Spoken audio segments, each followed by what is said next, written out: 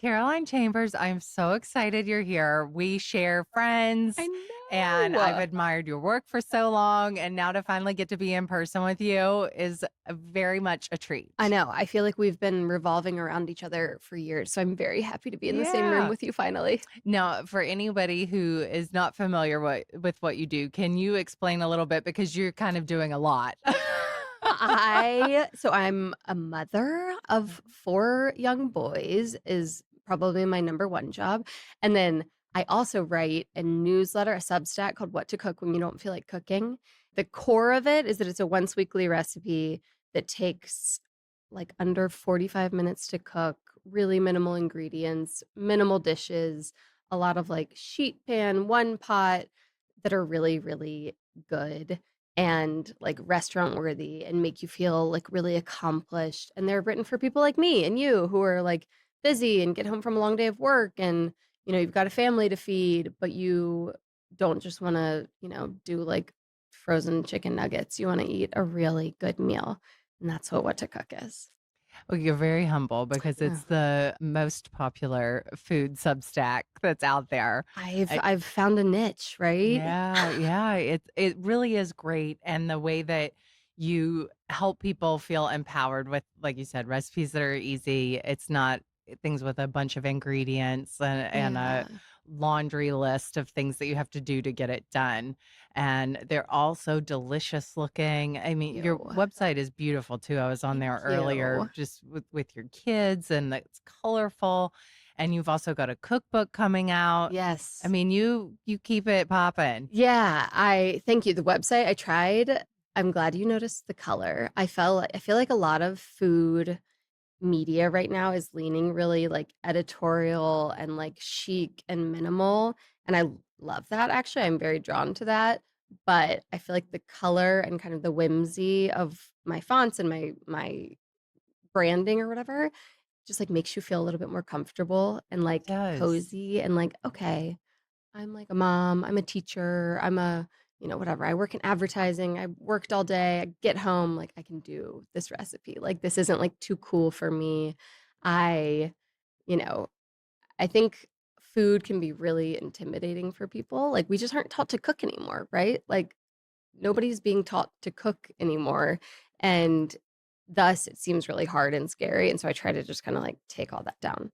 Where did your love for cooking start? My mom worked, she had 3 kids, and she worked full time, my dad worked full time, and she would get home at the end of a workday, and it would be, like, one of our chores, kind of, like our family chore to help mom get dinner on the table, and that was, like, my favorite chore. I would, like, get to cook with her, I get to hang out with her, we get to chat, and I have, like, such vivid memories of, like, standing we had a tiny little kitchen in Winston-Salem, North Carolina, and I have such vivid memories. And it was always, like, really quick, simple food, like what to cook recipes. She had this, like, taquito recipe that was she kinda, like, went to the well until the well was dry, like, if a recipe hit and all 3 kids would eat it, like, we would eat it over and over and over again. Yes. There's a recipe in my new book called 21st Century Tuna Noodle Casserole, I love a and tuna I noodle love a casserole, tuna noodle love. casserole. We're Southern, like, Yep. it's so delicious, and this one just kinda, like, lightens it up, takes the cream of mushroom out. Not that no offense to cream of Yeah. mushroom, but it does. Like, that was on the rotation, these taquitos were on the rotation, this, like, bolognese that was literally just ground beef and mushrooms and a jar of, like, Prego tomatoes. So, like, Yeah. she had go-tos, and I learned how to cook, and I feel really lucky because I feel like so many people are so frustrated by cooking because they just never had the fundamentals. So then now they're like, 35 to 50 and they're like, "Nah, it's too late for me." It's like, no, Yeah. you can still figure it out. Absolutely. I believe everybody can cook. Like, if Yes. you want to, it's perfectly fine if you don't want to, but if Yes. you want to, I think you can figure it Oh out. yeah. You I know, th- if you can read and take a yep. recipe, read it start to finish, Yep. get your stuffs all set out, you can Yes. figure it out. Yes. And I think people love to be like, "Oh no, I can't cook." Like it's a skill that is like in your blood. And it's like, Yeah. no, you if you want to, you really can. You just maybe haven't found the right recipes for you. I think so many people find they're like, "Okay, I'm gonna cook, dinner. Friends are coming over tomorrow," and they pick a recipe that takes like 3 hours. They had to go to 3 different grocery stores, and they're so frustrated by the end of it that they, like, Yes. throw in the towel for another year, you know? They're Yes. like, "All right, I'm done. I did my time," and that sucks. I know. It's like, if I am having people over for dinner and I wait till the day of to do the shopping, do the cooking, Oh, set the table, everything, by the end of it, I'm like, okay, this was too much. I don't wanna do this It's like again. you have to space things out for Yes. yourself and Yes. and make things easier for yourself. And Yes. I think you're giving people the tools to Yes, do that. exactly. So, how did your love of cooking evolve into a career? Oh gosh, after college, I went to UNC Chapel Hill, and after college, I moved to New York. I worked in advertising, like thought that that was kind of what I wanted to do, but I always had this thing with food. So like while I was in college, while I was in New York, I always had like a really bad food blog. It was called Sweatshirt Weather, and I would just share like I wish that it still existed. I, like, deleted it in a fit of, like, "Oh, no one can ever find this," and I regret it so much, but it was, like, blackberry pictures of, like, a whole chicken cooked in, like, a crock pot in my New York City loft with my 5 friends. You were doing it I was though. doing it, but Yeah. I kinda gave up. I was like, "Oh, like, I have to have a real job," and I couldn't figure out how to work in food if it wasn't, like, in a restaurant. This is, like, 2011. I was like, Instagram barely even existed. Yeah, So, people weren't content creators back people then. weren't that was not a job. No. You couldn't take a class on content creation. So my husband and I got married really young. We were college sweethearts and met at UNC. He was in the military. And so we moved out to San Diego where he was stationed. And he was like, "You don't want to keep working in advertising. Like, you've never really liked it. Figure out something you actually like, figure out how to work in food." And so I started a catering company, like knowing nothing about catering, like having no skills or tools, but I was like, "This will give me an in," and I just, like, started really small. I would do, like, kid birthday parties and, like, retirement parties and really, really small events, and I just grew the business from there. It was called Cucina Coronado. We lived on Coronado Island in California in San Diego. It's called Cucina Coronado, and, like, my husband and his SEAL friends would, like, help me lug my stuff around and, like, cater my events with me. He would, like, wake up at 5 a.m. to pull 90 pounds of pork before, like, going to training all day long. It was like I don't know if you've ever done catering, but it's No. such a slog. Like, it is caterers work the hardest of They any food really do professionals work because 'cause hard. you're not just coming up with the recipes and cooking them. You are doing manual labor, like, getting this stuff from point A to point B. You're schlepping all over San Diego. Like, it was And you're having to cook in unfamiliar and you're cook environments, like, you're yes! setting up your cooking space. Oh, like you have no idea if the burner's gonna work. Oh my god, I have this one. My sister was helping me cater an event. It was always like hodgepodge people helping me cook. My sister was helping me one time while George was deployed. George's my husband, and he was my go-to, unpaid laborer. But my sister Annie was helping me cater this one birthday party. And our we get there and our kitchen we knew that we had to bring our own burners and stuff, but our kitchen was literally like a coat closet, and so we have, like, no windows, no venting, and I get there, and my burner was an induction burner, and you know how you have to, like, have the right type of pot with the induction? You have to have the Yes. and I had the wrong kind of Oh, pot, so no. Annie had to, like, run out to Williams-Sonoma or whatever was the closest to buy new pots, and I'm back there just serving everything that didn't have to be hot, and I have, like I have gray hairs now, and I swear it's, like, from my catering days because it was so hard. My heart's, like, beating No, fast I know thinking mine about too. that. I'm like, "Oh my Yeah. god, I haven't thought about that story in so long," and it was a circus-themed, like, 50th birthday party, so we were doing, like, candied twists on, like, candied apples and stuff. It was a crazy party, but catering was incredibly difficult, but that is how I started because I could also, I could set my own schedule. George's schedule was crazy.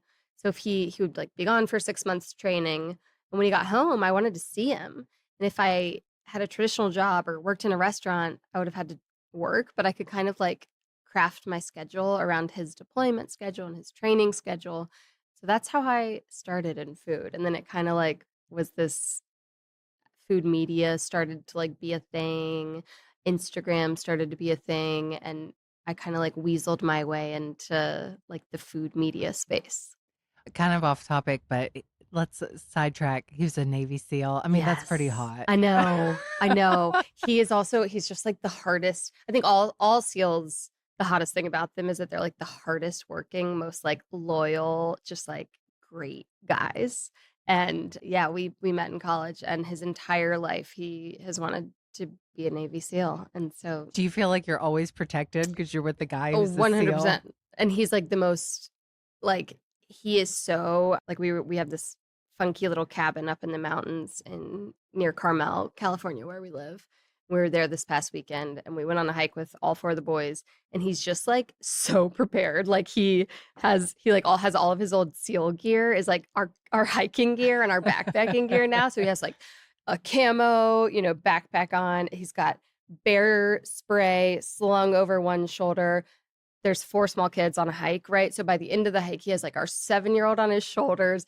I was carrying the baby, but he had all three kids like on his body with the bear spray slung around him. And I was just like, ugh, I'm It's married, probably right? easy compared to Oh, what else he yeah. had to be Easy through, day. go through. Oh Easy my gosh. day. It Yeah. must be so fun for 4 boys to have a Navy SEAL dad like It's that. pretty cool. He very much doesn't want to like influence them to follow in his footsteps. He wants, if they want to be in the military or SEALs, he wants it, them to like come to that decision on their own. But I'm like, you're like inceptioning them like from birth there. I'll walk in there and he's like telling them, bedtime stories, and all they want to hear about is like, so he has like these characters, and Charlie wasn't his captain. I can't remember what Charlie's actual position was, but Charlie's one of his SEAL friends. Billy's one of his SEAL friends, and they're like, tell us about Charlie and Billy. So he just makes up like war stories. Oh my God. About He Charlie, has the best Billy, and bedtime George. stories. Oh yeah, and like think of like 4 little boys just hanging on every oh word every he has word. to say. And then the next day they'll be like, Mom, did you know that Charlie one time, took a helicopter into the heart of a bat? And I'm like, no, he didn't. That George. He's like, no, they'll decide if they want to be in the military on their own. I'm like, How old are your totally. boys?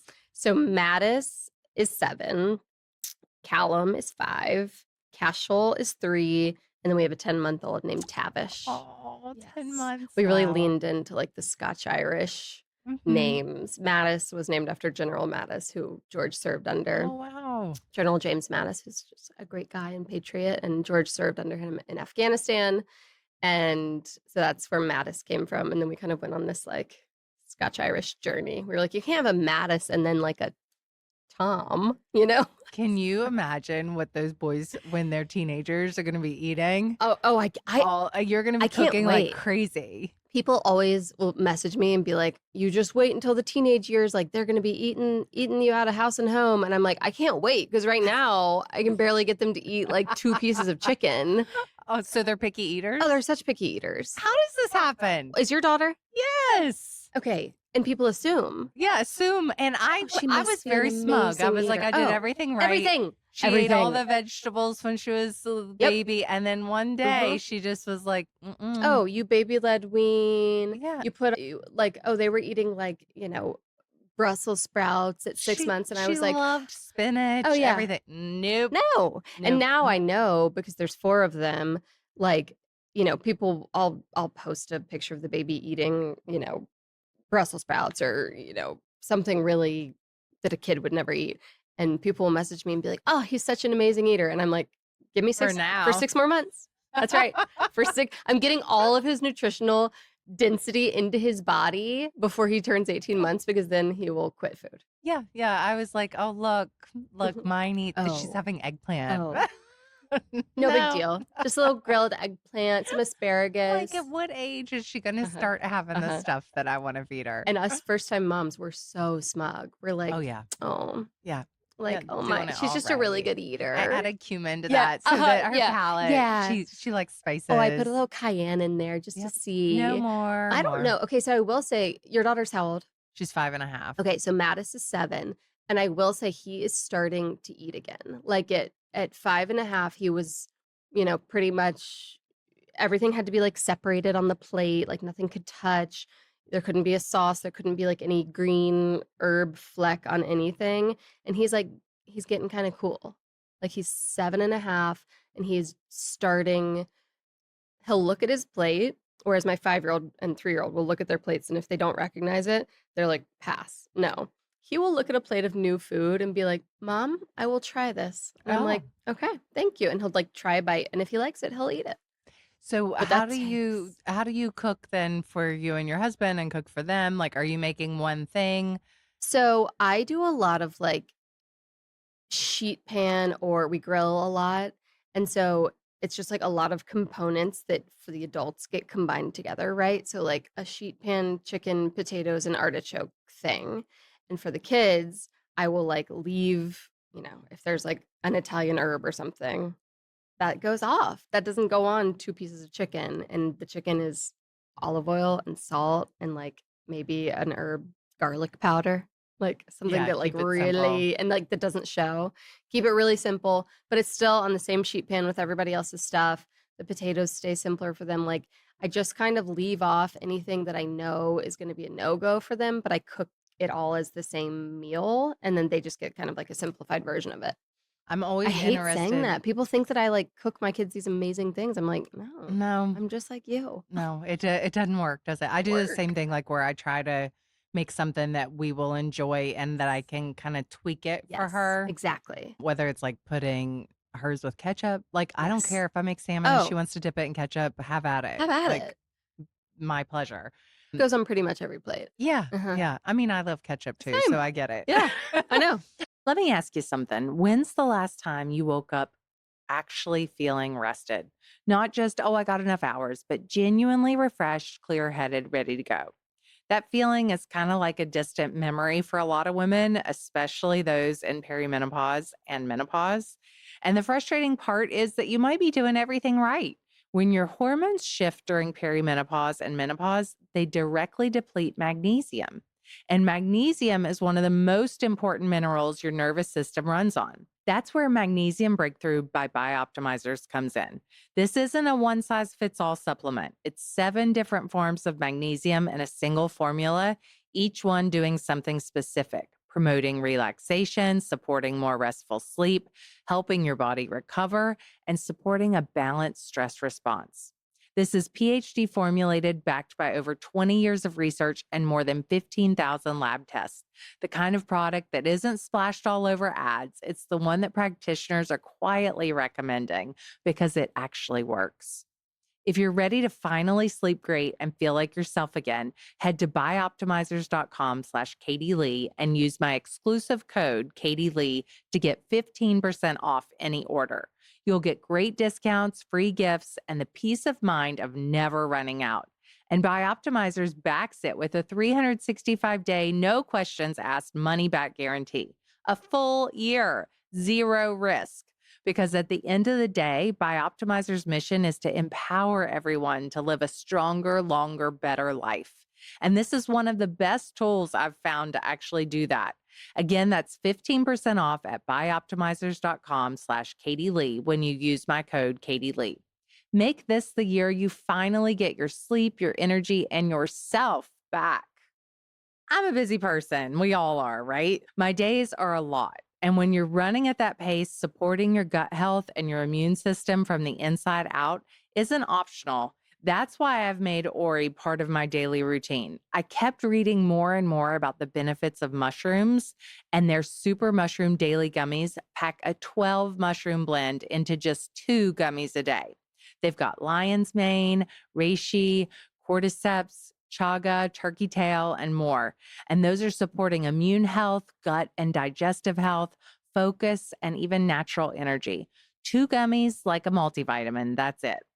And I can tell you, as someone who makes their living cooking and eating, I have to say they actually taste good. Like a little wild raspberry fruit snack. I love them. None of those weird earthy powders, no giant capsules, no swamp like water mushroom lattes. The formula is clean too. They're vegan, gluten free, no artificial dyes or fillers. And it's clean label project verified, meaning an independent lab has tested it for over 200 contaminants like heavy metals and pesticides. That kind of transparency really matters to me. Plus, there's a 60-day money back guarantee, so there's zero risk to trying it. Start your daily mushroom habit at tryori.com/Katie Lee. The link automatically applies your discount so you get up to 42% off your first purchase. That's TRYAURI.com/Katie Lee for up to 42% off. These statements have not been evaluated by the Food and Drug Administration. This product is not intended to diagnose, treat, cure, or prevent any disease. Over the years, my home decorating has had a bit of a reckoning, you could say. I never used to worry about stains or durability. Well, I can tell you those days are over. I have an easier time picking out furniture and fabrics, but somehow finding the right rug always feels like more of a challenge. That's why I've been loving Tumble. One of the things that I appreciate most is that these rugs actually look like designer rugs, but they're built for real life. And in our house, real life means a lot of cooking, entertaining, a 5-year-old running around, a dog tracking in dirt, and plenty of unexpected spills.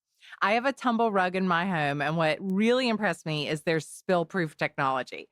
Liquids actually bead up on the surface instead of soaking in. So when something gets knocked over, you're not panicking and running for stain remover. You can literally wipe it away in seconds. And when it needs a deeper clean, the rug is machine washable. You just remove it from the pad, toss it right in the washing machine. Honestly, it's like once you've had a washable rug, it's hard to imagine going back. Best of all, they're beautiful. The designs look like elevated and timeless, not like what you typically think of when you hear washable rug. It's really no surprise that hundreds of thousands of homes have made the switch, and Tumble has earned more than 30,000 5-star reviews. Machine washable rugs made better. For a limited time only, our listeners get 10% off plus free shipping at tumbleliving.com/Katie Lee. That's TUMBLELIVING.com/Katie Lee. After you purchase, they'll ask where you heard about him. Please support my show and let them know that All on the Table sent you. I'm always interested with other people who work in this industry and like the way that we're always having to cook and like always recipe test Mhm. or make something for your social media or make Mhm. something for your Substack. When you cook that food, then are you eating it for dinner? Are you Mm. reheating it for later? Are you giving it to a neighbor? Like, what's Yes. your strategy with the amount of food that comes out? I get this question a lot, especially the Substack recipes. Sometimes it takes you like 5 iterations to get 10 iterations to get the right recipe. Every now and then, it's like one and done. Like first try, I'm done. But I find that the easier a recipe is for the cook, the harder it is for me to develop. So like a one pot pasta, oh my God, I'll do that like 20 times trying to get the right portion of water of like liquid to pasta so that everything actually works. I have an elderly neighbor behind us who's fabulous. She owns like 20 acres of land right behind us. And she actually let us we were building a fence. We had to fence in when we moved to this house so that our children wouldn't escape. And she was like, oh my gosh, because we live on kind of a busy road, she was like, cut a gate into my property so that when you have birthday parties and stuff, people can park. She has like this huge farmland, so people can park here. So she's like, we owe her. Like that was such a kind, neighborly thing to do. So she lives alone. She has a lot of grandchildren in the area, but she gets a lot of, if it's, sometimes these scraps are like weird looking. They're like Yeah, mushed and yeah, they've been sitting out if you've been taking yeah. pictures. But whenever anything looks pretty enough, she gets a Tupperware. I keep those like brown, almost like takeout boxes that fold in on Hmm. themselves. I keep those to give leftovers away. That's a good idea. I should order some of Uh-huh. those. I'll bring them to the kids' teachers. There's a lot of teachers. Oh, good. I'll bring them to the kids' teachers. I will just bring them to pick up, like to pick the boys up from school, and whichever friend I see first, I'll give them to them. I have an assistant, Jillian, who helps me run everything, and she takes a lot of it, but sometimes it's a lot of It's food. a The lot. UPS Yeah. driver, the FedEx Yeah. driver, I see them all the time because of this job. We get so many packages, so they take a lot of food. There's a lot of Nice. I bet people. they like coming to deliver to you. Yes, they do. They're like my dear friends. I used to live in a building with a doorman and he was always getting my Yes. leftovers. Yeah. That's nice. Yeah. That's nice. That's like a Because I could just take built-in. it Yes. downstairs And and you're I'd like, be "Would you like, you try want some this?" lunch? Yeah. Yeah. "Would you try this?" So my little brother recently moved in with us. We have a little guest house at the new place, and he recently moved in with us like 3 months ago. He was between jobs. I was like, "Why don't you move out to California for a little bit and like see how that is?" And he is really he works at a nursery like right next door to our house, and so he comes home for lunch every day, and he is That's my newest victim. I pretty much have like a lunch plate. We test in the morning, Jillian and I. We try to test in the morning, and then she goes to pick up her son at 12:30, and so we're like pretty much done by 12:30, and Will comes home at 12:30, and he's like, "This is the best." Wait, so That's been walk me fun. through your day then. What's like a typical day? Okay, so I wake up with the baby at like 7:15. He's the earliest riser, and he's sharing a room with our 7-year-old. That was not the configuration I had planned when I planned the rooms. I thought the 2 youngest would be together and the 2 oldest would be together, but the baby was waking up the youngest, and you don't want a cranky 3-year-old, Mm-mm. but, like, the 7-year-old, he the baby will wake up at 7:15, Mattis gets him out of his crib, brings him into his bed, plays with him for a little while, and then Oh, brings him downstairs, makes him a bottle, and brings him to my bed stop to give him the it. bottle. Oh, it's You like are kidding. A he is yeah, 7-year-old? and I, you I don't think you can, train he loves babies so much, and it's not Oh, just our baby, like, he sees a baby at the playground, and, like, that's he's now playing with the baby. So I think it's just, I'm a baby lover, I don't know if you're a baby I lover. love So, like, babies. if I see a baby, I'm like, Yes. "Give me that baby," Yes, and I wanna he yeah, hold I wanna it. hold Yeah. it, like, "How can I help Yep. you, mom?" But really, I just, "Give me that baby." And so he's the same way. So Madison, the baby, come downstairs first around, like, 7:30. They're all pretty late sleepers, which also you, can't train. I think sleep stuff is just genetic, and I got 4 pretty good sleepers, so they sleep until 7:30, 7:45. They come downstairs, we leave for school at 8:05, so it's this, insane 20-minute turnaround. They are supposed to come downstairs dressed for school. Whether that happens or not is, you know, 50% of the time it happens. Our 5-year-old is like he's just like the funniest. He's like a super creative animal lover. So he's like outside catching frogs. He runs outside immediately and like goes and is catching frogs. So I'm like, Callum, get your shoes on. And so it's this like crazy 20-minute run around. We eat breakfast in the car most of the time. So my husband takes the 3-year-old to his school, which is toward my husband's office. I take the 2 bigs and the baby to the elementary school, which is up the mountain. So it takes me like 30 minutes to get there and back. I go to this amazing coffee place every single morning called The Creamery. It's new. It's like fantastic. It's run by this awesome French woman named Sophie, and it's just like the best coffee. Like, you know how like some places, why are some places so much better No, at making some are coffee? really good, and then some you get it and you're like, Oh, "Well, and I like, just paid six yeah, bucks for and this like crappy cup of the coffee." milk separates Mhm, in mhm, your iced latte, and the milk mhm. separates, and you're like trying to shake it back together. This is like the creamiest, most delicious. I get an almond milk iced latte with a tiny bit of sugar-free vanilla syrup. Okay, so me and Tabby do that, and then we come home, and by the time we get home, he's a baby, so he's ready for his morning nap. I love the And so I morning like, nap. oh, and it's like so I give him his bottle and put him down. And by the time I get downstairs from putting Tav down, Jillian has usually arrived. So Jillian started as a friend. She's now a friend and a coworker. And we met during COVID. We like lived on this big hill, and we met walking our babies, our 7-year-olds, up and down the hill every day because that was all you could do. And she lived at the top and I lived at the bottom, and we would like meet and just walk this hill like 5 feet apart from each other. And she worked for Williams Sonoma, and now we write recipes together. She helps me with my social content, everything. But more and more, she's helping me develop recipes. So she comes over. I'm a writer. I write the recipe in full first, and then we test it. Is that how you do I it? like to write it out I too. have to. Otherwise, I Yeah, get I in the have to have a kitchen map. and I'm like, oh, Yep. harissa could work. Oh, Mhm, gochujang could work. Oh, mhm. lemon, no lime. Da, I da, da, really da. think about it I first. have to. Mhm. And yeah, sometimes it's like you said, a roadmap versus like the full recipe. But I find that if I've written truly a full recipe, that's how I do it best. And then you can go in and tweak, and like maybe I'll pull half the sauce out and try lime in one and apple cider vinegar in the other, whatever. But I do really well with the roadmap. So I've sent her that. She's gotten all the groceries. She's probably like started chopping stuff or something by the time I get down from Tav's nap. We're at like 9:45 at this point. She and I cook. She is like my boss. I have a lot going on between like the Substack and, sponsorship stuff and cookbook writing. and all these children, so my head is kind of scattered. So she'll be like, Caroline, here's your homework for today. Mhm. Like you need to film that and you need to post here and you need to do this. And so I'll like kind of do my homework while we recipe test. Like if something's in the oven, we'll go outside and like film a quick sponsored content thing or whatever. And then she leaves by 12:30 to go pick up her son Elliot. And after that, so Tab's up now. Our nanny comes in when he wakes up to help me wrangle him. And then I do my like writing from like 12:30 to 3:30 is when I'm like pretty much on a computer. So the kitchen has been like is pretty clean, hopefully by that point. Sometimes Jillian will leave and I'm like, we have to test that one again because now it's Wednesday and the recipe goes out Saturday for the Substack.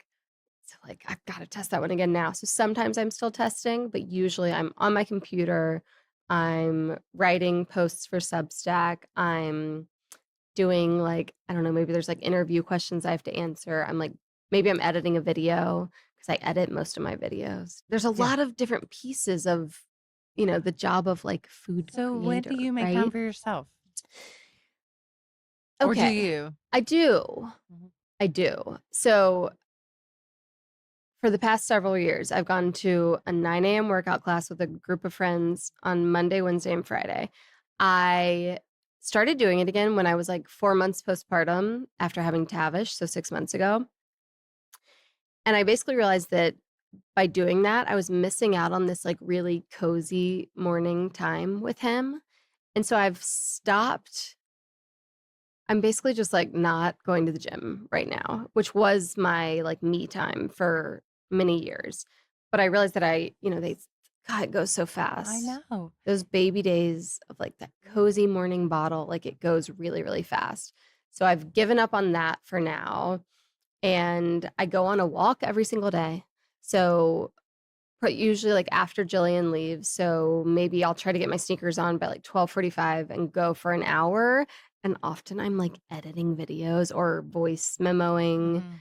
a recipe that we're going to test the next day. I use this app called Whisper Flow. What's that? Okay, it's like a voice AI Mhm. thing. You know, like when you voice dictate, you're like, you look at it and you're like, what? I don't even know how to voice dictate, Oh, so okay, okay, I'll teach you how to shame voice on dictate. me. I'll teach you how to voice dictate because it's really changed my life. And I feel like you're in a car or, like, driving a lot. Are you? No, I thought I'm you go out mostly here east. in the Okay, city, okay. yeah.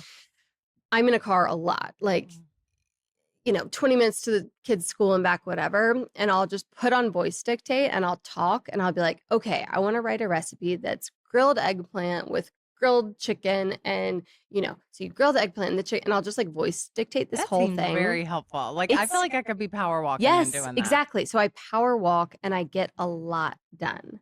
Like I have a full-time editor for the Substack named Molly. She's fabulous. And she'll be like, just send me a huge voice dictation of like, we have a Wednesday newsletter called So Into That. That's just like kind of everything other than food. She'll be like, just send me a voice note of all the things you're into right now. So it'll be like, I'll talk for 20 minutes, but Whisper Flow is this like AI voice dictation. Mhm. So it takes all your gobbledygook and it turns it into like an actual like list. Like Ooh. nice, it formats it. Whereas, like if you just do it on an Yeah, iPhone, it's just like one yeah. continuous stream. This like breaks it into Oh, I'm paragraphs. gonna have to look If into you that. start speaking in a list, like you're like, oh, I wanted to tell Katie that, you know, I want to do this, this, this. It puts it in bullet points. I mean, it's really God, that's changed my life. I've been incredible. using that for like 6 months and it's like completely changed my productivity. I mean, you also said, what do you do for yourself? And I'm like, oh, I go on a walk, but I work the whole time. But you know what? I think you're being really honest, and I Yeah. think that there's a lot of pressure to make time for yourself, and you're Yes. not always at the point in your life where Yes. that feels good. Like, Yes. there That is are so, times yes. where, like, I'll say, well, I should do something for myself. I don't enjoy it because Yep. I'm thinking of everything else that I should be doing. Like, how many times have you gone to get a massage and you lay there on the table, Uh, like, why am I doing this? I need to do X, Y, and Z. And I'm more Mind stressed by the time I spinning. Oh, leave yeah. than I was when I started. Yes. Oh And my God. when I 100%. had Iris, like, I went through a long period where I didn't want to go to the gym either because I just wanted to be with Mhm. her. You're like, And it's I'm gonna like, spend an hour away from her when I'm a working yes, mom, yeah. and all I wanna do is be with And her? that's the season of life. Yeah. And it's like, you can do all those things some other time. Yes. And it's like, do what makes you feel good. Yes. And everybody wants to tell you what you should be doing to take Yes. care of yourself. Yes. And I think it should be like, for me, what I was doing to feed my soul during that time was holding her and feeding her. Like, Exactly. and that People are like, "What are felt you doing to so take a break good. from the baby?" And it's like, I actually, didn't want a this break. baby's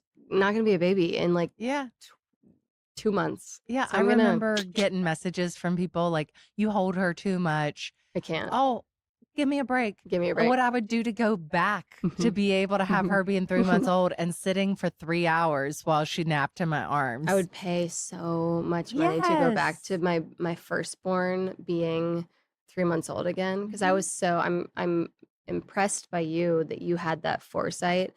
I did not have that with my first, and I was really like, "I gotta get back to work. I gotta be doing this, that, that. I gotta get dinner on the table," and I was constantly and I gotta have self-care. Like, I was constantly, Yeah. like, taking like, breaks from him, and I wish I could just go back and I just hold I him think nonstop. the benefit I had was that it was COVID. Yeah. So I didn't Yes, have you were stuck. anything to go. No, I had nowhere to go. Yes. So I just sat there in a dark room and would hold her for hours upon hours The while she best. slept. And The it was the best. best The time of best. my life. And so I think like when people are putting pressure on others for Mhm. what they should be doing for Mhm. their me time, Mhm. it should be whatever makes you feel Oh, good. your me time should Yeah. be if you are a baby lover like we are, like, just hold Yeah. the baby. Yes, If hold you're the not enjoying baby. the baby, Hold the go to the baby. gym. Yeah, and if you like taking a walk and dictating while you're on that walk, Yeah. go for it. That's such a good point because Yeah. sometimes I'll be like, "Caroline, you need to take a break from work, like, listen to your book or listen to a podcast during this one." And then the whole time I'm just stressed out, my mind's spinning, I don't Yes, listen of to a what else single you need to word. Yeah, do. yeah. Yeah. I think that's so right. My husband and I are both entrepreneurs, we both work for ourselves, and so after the kids go to bed, most nights we are back on our computers or sometimes I'm in the kitchen testing if, I'm down to a wire on something, but most nights we're both back on our computers working for several hours. And recently I was like, George, we gotta break this cycle. Like we have to start like, I don't know, people like watch shows together. We gotta like watch a show or like, you know, hang out together. And he was like, I totally hear what you're saying, but we are both in like, he was like, do you hate your job? And I was like, no, I love my job. And he was like, I love my job. And that's what we're doing. We're like, this is like what it takes to do this right now. And like if we were miserable, we'd have something to fix. But like we don't have anything to Right, fix. right. We're It's both enjoying working this hard. We're both enjoying if you like it, yeah, then you're doing yeah, exactly what you should be doing. yeah. It's like my husband and I laugh because people say like, you all need to go away together, just the two of you. We're like, we Yeah. don't really want to go away, Kind just of the want two her of to us. come. We like having Yeah. our kid with us. Yeah.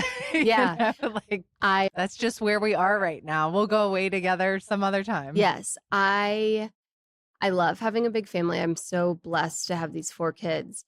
I I envy singletons, like parents of a single, in the ability to really travel and take them Yes. along for the Yes, for ride sure. and, like, truly enjoy them as a travel partner. I think that is, like, such a lovely, lovely, awesome thing. I had It one is. really good friend growing up who was an only child, and she was constantly on the coolest trips with her parents, and, like, they were all just best friends. They were travel partners. I think I Yeah, guess it that's a is cool life one of of the easy things about having one is the yeah. ability to travel, because I would have to imagine having more than one, it becomes then a lot It because gets you are packing a lot for a right. kid. It gets it's the packing, the logistics, the 4 airplane tickets, like, all of it Yeah, it becomes adds a up. much different thing. Oh, yeah. Yeah. Going Yeah. out to dinner, like, it's a reservation for 6. Yes, That's a and hard that is reservation to not get. an easy table to No, get. that's not an Nope, easy table, and then they're nope. like, "Oh, one of them's there's 7, 5 nope, no thank you. Pass." Yeah, everybody wants you. Oh, One of my favorite things about living in the West Village is all the incredible local businesses that make the neighborhood feel so special.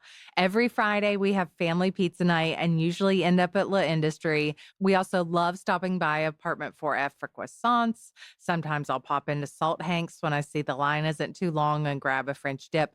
And Iris is always excited when we pick up cookies from Jane's on Christopher Street.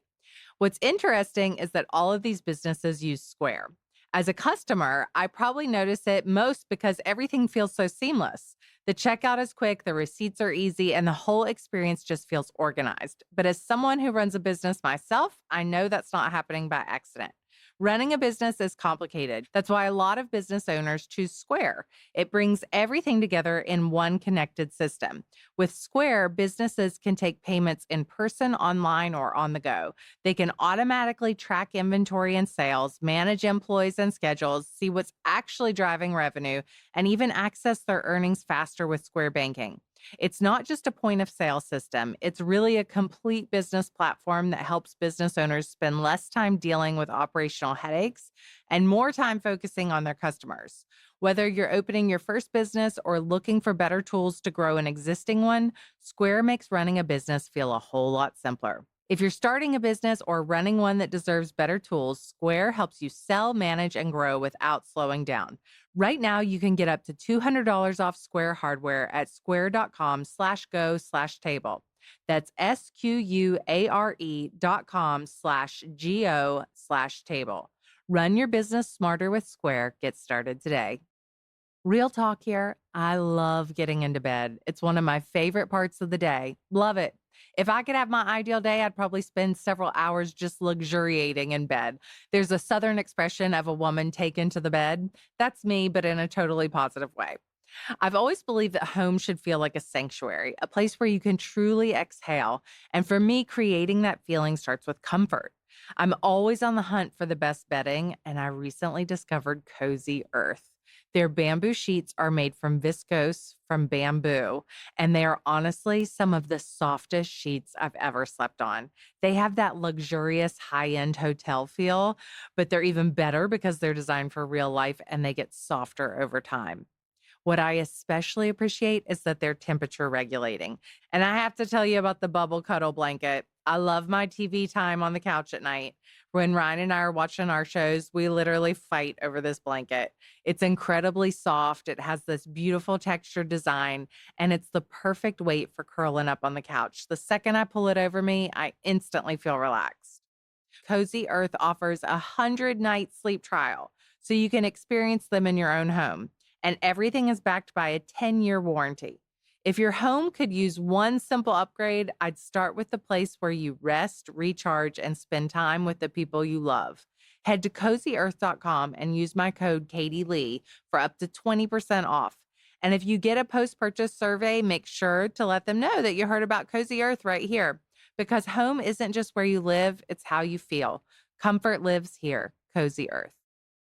Okay, if you know me, you know I take my turkey sandwiches very seriously, and I've always been a boar's head person. When I go to my mom's, she'll say to me, I got some boar's head for lunch, and I just know that she means turkey, but we say boar's head. It's what I use at my home too. It's what I trust, and it just consistently tastes better than anything else at the deli counter. So I thought I had my go to, and then I tried the Friar's Turkey Breast by Boar's Head, and this is officially my new favorite. Boar's Head somehow brings the taste of deep fried turkey right to the deli, and the first bite really does it. It's so flavorful, perfectly seasoned, and has that rich, almost backyard, just cooked feel to it. It's juicy, it's carved just right, and it actually has texture and depth, which makes such a difference in a sandwich. I keep it simple: good bread, a little mayo, okay, maybe more than a little, iceberg lettuce, and a slice of juicy tomato. I don't need much else because the turkey completely carries it. It turns a quick lunch at home into something that feels way more special. And if you already love boar's head like I do, you're going to flip for the Friar's turkey breast. It has that quality you expect, but with a totally new flavor profile that just hits differently. So next time you're at the deli counter, ask for the Friar's turkey breast and see what I mean. Visit your local deli and experience the difference Boar's Head makes, and discover the craftsmanship behind every bite at your local Boar's Head deli. Boar's Head, committed to craft since 1905. Now, tell me about you have a new cookbook that's coming Yes, out I too. Tell do. me about that. Okay, so I started the newsletter, What to Cook When You Don't Feel Like Cooking, after being rejected by traditional publishing. I wanted to write it as a cookbook. I pitched it to everyone and everyone said no. I like didn't have a following. I didn't have like, a big name in the food world, and so I couldn't get a cookbook deal. And so I like stewed on that and was mad about it for about 6 months, and then I launched it as a Substack in 2020. You're like, let me show I was you I this. You want to deny my cookbook? Let me just make the most popular I Substack. I did that, and I could never have known how popular it would become, but really had this hunch of like, I'm really good at writing easy recipes that still feel really elevated. Like I have like a good superpower. You're really good at that too. Your recipes are like efficient and Oh, easy, thank you. but So what I try to do, but yeah, you're killing you it. do it. But I like had this hunch. I was like, I just know that there's other people out there who want to eat like really good food. They don't want to eat simple food. They want to eat like elevated, cool ingredients, but that are still like easy to find. And so yeah, I launched it as a Substack and it took off pretty quickly. And so within a couple years, I got a cookbook deal out of it.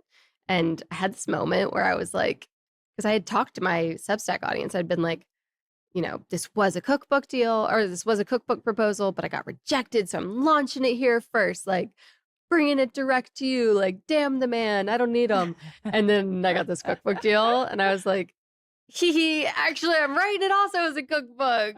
But, so I kind of had to have this moment of like reconciliation of those two things. And I think What to Cook the newsletter is so cool because it's seasonal and it's topical and it can respond to a crazy hike in a certain grocery price, like when eggs were crazy expensive a few years ago. Like we avoided eggs for a while and like talked about that. And here's what you can use instead.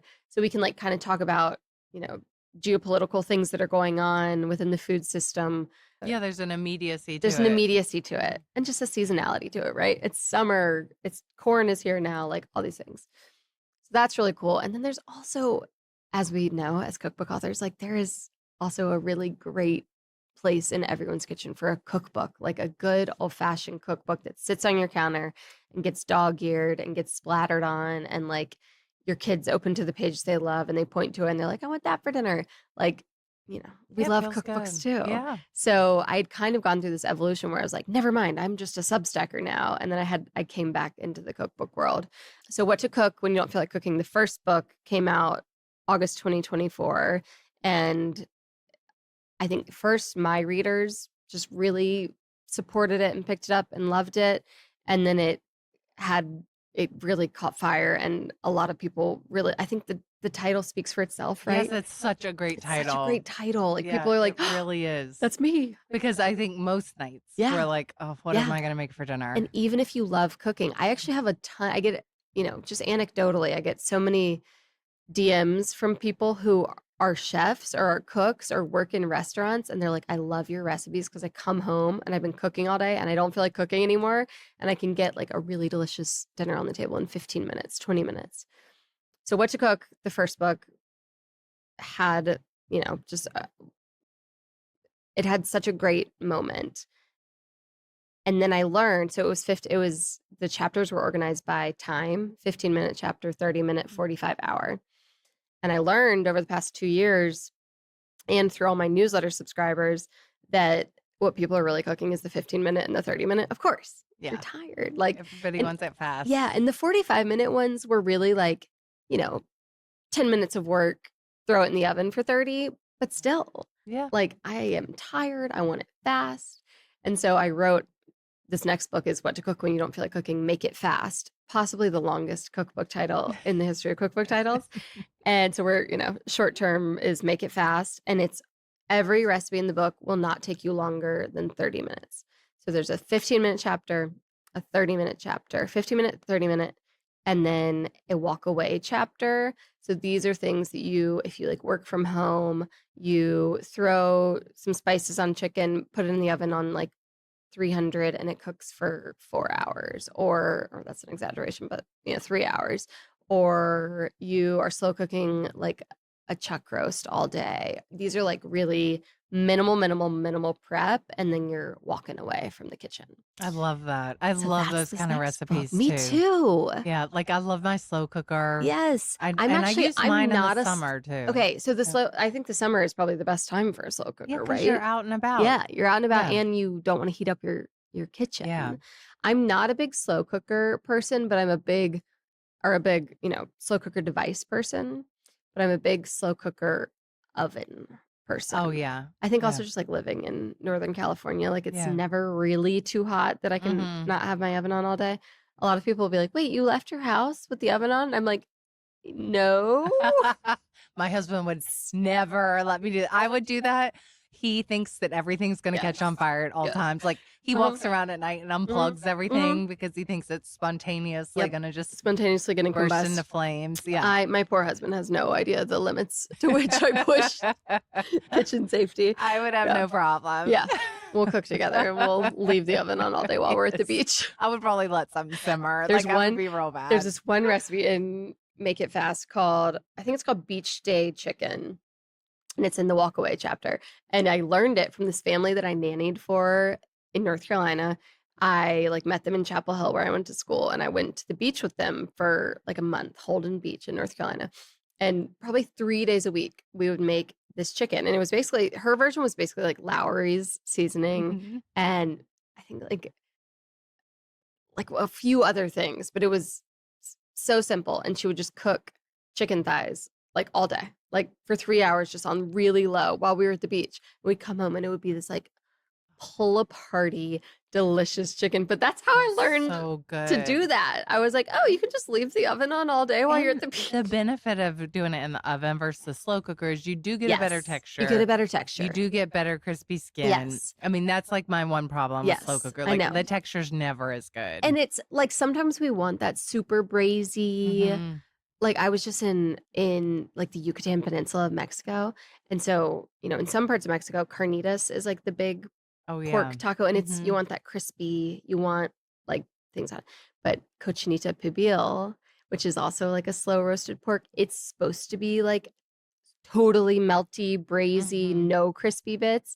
And so it's Mm. like it's just got to be the right. Yeah, Like it's gotta be the sometimes we right want thing. that, but when you're trying to make carnitas in a slow cooker and then there's no Yeah. crisp on it, you're like, The other how do I day, get that I was crisp? at the grocery store and I saw individually cut ribs, like single ribs, pork ribs, Oh, which I'd never seen them cut single before. I've seen them, in yes. like a couple ribs, Yeah. but single. And I said, I just have to buy these because it Yes. looks so interesting. And I brought them home. I seasoned them. I put them in the slow cooker I made homemade Yeah. barbecue sauce and put it in there and let them cook all day. They were so phenomenal. Then I took them out and put them under the broiler so that they would get the crispiness that you want ribs to Wait, have and they got the crispiness all all over. over. We both were like, "Oh my god, this is the best, easiest rib Wait, recipe ever." I'm gonna steal that. Yeah, Individually singles. cut. Yes, That is brilliant. right? Why are we not doing that? I know. I thought this is the best. And I got 2 Did you huge share it? Did you racks share a for recipe? $12. No, I That's haven't done it yet. There's this grocery store outside of the city called Stu Leonard's that now is my obsession. We just were okay, visiting a perfect. friend Yeah. and went to the grocery store, and that's where we got the ribs, and now it's like my Individually cut obsession. ribs. I'm ready to What drive a back luxury. there I just to know. get the I ribs, know. I always tell and people, they I'm were like, meaty and good. is Mhm. okay. Yeah, you gotta have your butcher. I bet if you had a nice butcher, you could say, "Would you Yeah, I have a great just slice butcher those in apart for me?" Southampton. He's Ooh. so good. So I'm gonna go in there. Steve's gonna be like, Oh, "Great. Now I'm great. gonna be Slicing slicing apart all ribs." summer long. That's right, Steve. Yes. That's right. All right. So I want to ask you some food questions. I'll do a little rapid fire. First up, what is your breakfast? Oh, I don't eat breakfast. No breakfast? Really? Yes. Are you an intermittent faster? So it's not, as the Gen Zers would say, it's not that deep. I'm not like timing my hours. I'm not thinking about like the metabolic keto, whatever people who intermittent fast are thinking about. I have never been hungry in the morning. And my whole life, I like hazed myself into eating breakfast anyway. I was like, breakfast is the most important meal today. Everyone Yeah. always tells us that. And I just told this story to a friend actually. One of George's SEAL friends, Andrew Courtois, came to visit us like 5 years ago. and he was training for one of those like crazy runs where you run like 50 miles in a desert. What are Oh they my called? You know God. what I mean? I don't know. It sounds It sounds awful. horrible. Yeah. So he's training for one. So he's visiting us in Carmel Valley, and I was dropping him off at Garland Park to go run 20 miles through the woods. And we woke up. I was like, all right, I'll drop you off at 9. And I was like, I need to make you some breakfast. You want eggs? You want bacon? I have everything. What do you want? He was like, no, I don't eat breakfast.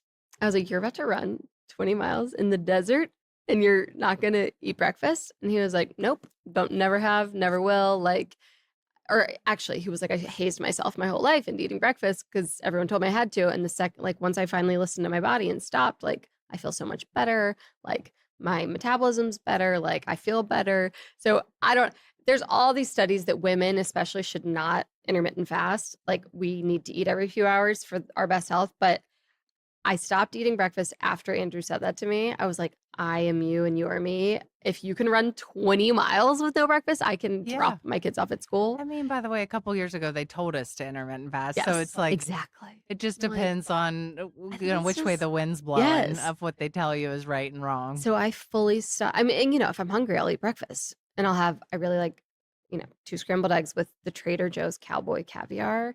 If I'm hungry, that's what I'll have, or I'll have that as like an 11 a.m. snack. Yeah, I like to have it a little later. Yeah, Like for I'm me just to not eat first thing, hungry. I'm just not It into like makes it. me kind of gag. I'm Yeah, like, ugh. I like it a little bit Yeah, later. I yeah, like to have some fruit. Now, if you yeah. offered me like a cinnamon roll or something, I would eat You'd that, eat but I, it. I can't Yeah, do that every yeah. day. The Creamery, my coffee spot that I told you about, it does have really good pastries from this place Ad Mm. Astra. So every now and then, You're Tab and probably I'll getting such great food in Carmel. okay, Carmel Carmel has a really great, like, burgeoning food scene. A lot of cool young chefs are moving to the area and doing really cool things, but it's also a tourist town, right? Like, It's Carmel is true. a really touristy town. So when we first moved there, we moved to Carmel 10 years ago, or 2017. When we first moved there, it was like kind of like touristy restaurants. Like they were big and they were crowded and they didn't have to try that hard. And since there's been like this turnover, we have some really cool spots.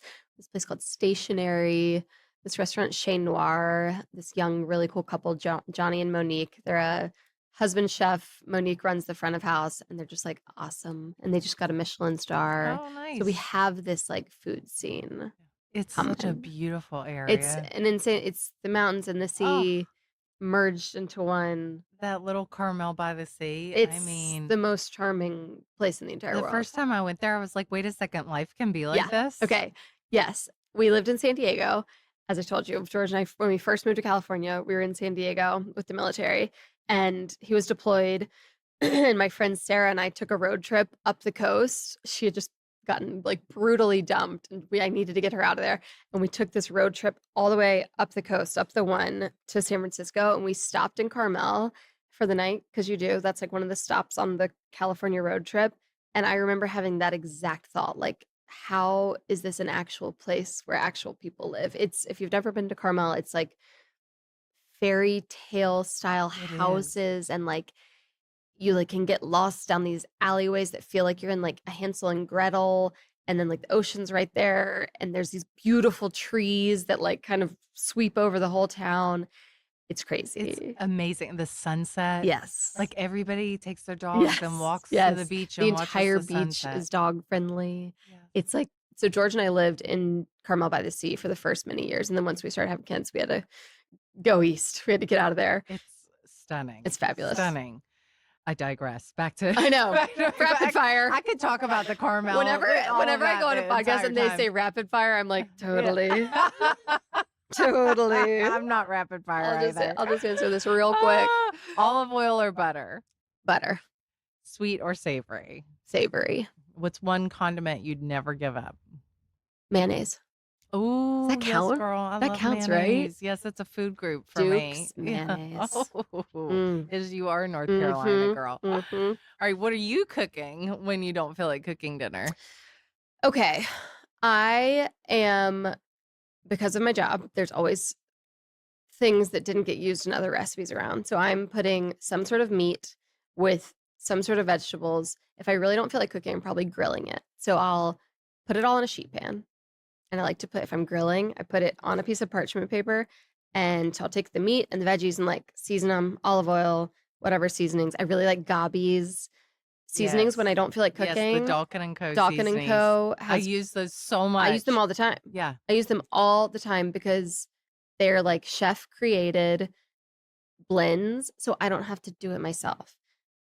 I love them. They're great. I love the taco. I love the lemon pepper. I go through the lemon pepper one like it is.